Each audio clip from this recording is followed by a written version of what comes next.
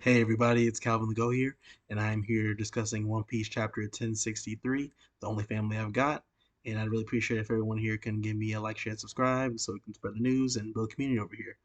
First of all, the fact of the matter is that Pudding got kidnapped by Aokiji.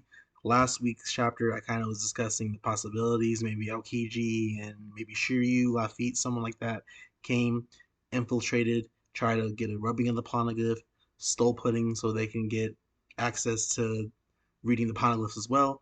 So I think once Oda kind of established that Pudding could potentially read the poneglyphs and even had Kaido talk about it as well, I think it really just kind of was foreshadowing that something like this would happen, and I thought it was pretty obvious that something like this would happen, and I think this really kind of gives Sanji motivation in a series when we have to fight Blackbeard. That like, all right, you stole my girl, blah blah blah. Maybe Pudding dies. I don't know what's gonna happen there, but then today that's pretty interesting, and also it's really exciting to see Aokiji in action. Um, we got to see what his real motivations are. We got to see if he's really trying to be with Blackbeard or not. But at the end of the day, that's super hype. Low diff the hell out of Cracker. Took Pudding. Brule was crying like the sister got took. So it's pretty wild what happened there. Aokiji is a monster. There's no one there who can stop him. Even the great Katakuri, no one there could stop him. But at the end of the day, that's it. I'm not really going to talk about the start of the chapter. I thought that was kind of okay. The main thing that happened there was that Bonnie saw the pacifist or whatever, and really was saying, that's my dad. That's my only family I got. So she was really heartbroken. I think it's kind of similar to when the Scabbards were really sad seeing the Odin fake. They knew it's not the real Odin, I think, but they still just couldn't hold back their emotions, and they still felt so much pain seeing them. So that was pretty interesting there. But the meat of the chapter is Law versus the Blackbeard Pirates. I really feel bad for Law because Law has such a terrible crew.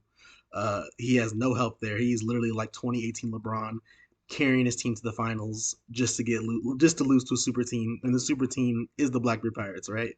So it's insane to me how none of them are even relatively competent at all.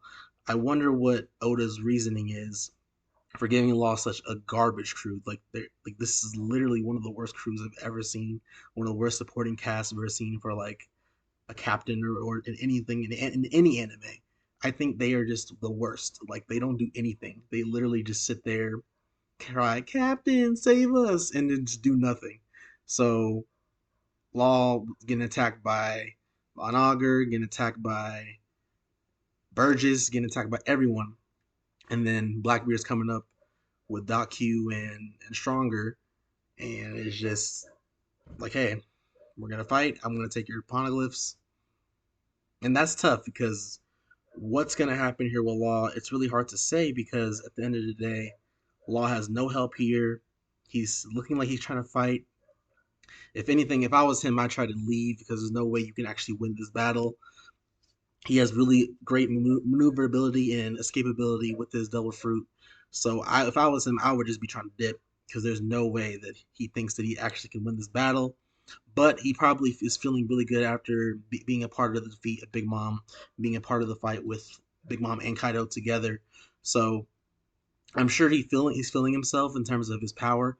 But at the end of the day, Blackbeard and his crew, he's not going to get help from Sachi and Penguin and Beppo and John Bart. All of them are useless in terms of being combatants. They're kind of side doctors. I mean, I feel like the most thing they do is actually just piloting their submarine. And if that's the greatest feat you have is piloting a submarine, and you have multiple commanders and a Yonko in your face with no help around you, Law's in trouble.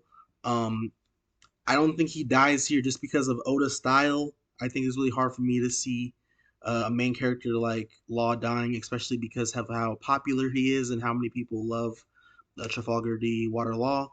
Um, I think he can put up a decent fight, maybe, but it's just really the odds are stacked up against him. And honestly, there's not many people all time I think could win this battle, versus three commanders and a Yonko. You know what I'm saying? It's hard to really scale them because they have new Delta fruits, Von Augur with the teleportation fruit, and Burgess with the strength fruit, Doc Q with the sickness fruit, which made Law into a woman, the gender bend Law, which apparently people have figurines of that. I never liked that kind of stuff, so but to each their own.